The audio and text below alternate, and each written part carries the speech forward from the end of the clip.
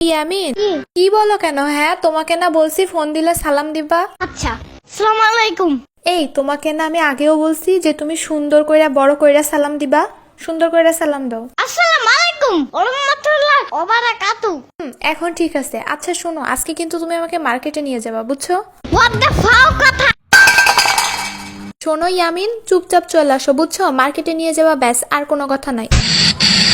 পানির নিচে ডলফিনটা তো জঙ্গলের মতন হেডাটা জঙ্গলের। আরে তুমি এই কুত্তাটারে নিয়ে আসছো কেন সাথে কইরা? উফ, কুত্তা বইলো না, ওর নাম টাইসন, বুঝছো? চুপ থাকো, আমি তো জানি ওর নাম টাইসন, বাট তুমি ওরে কেন নিয়ে আসছো? আমরা তো মার্কেটে যাব, মার্কেটে গিয়ে ও যদি হাগু করে দেয়, হ্যাঁ তখন কি হবে?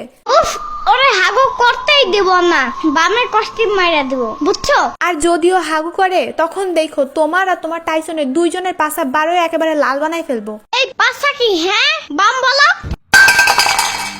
উফ ইয়ামিন, মুখটা একটু বন্ধ করো তো, চুপচাপ চলো আমার সাথে। আরে তুমি কালো কুত্তা নিয়ে মার্কেটে ঢুকছো কেন? উফ, কুত্তা বইলো না, ওর নাম টাইসন, বুঝছো? আর কালো না, ও একদম চকলেট কালার। যাই হোক, ওরা তুমি বাইরে রেখে আসো। ও আমার সাথেই থাকবে, বুঝছো?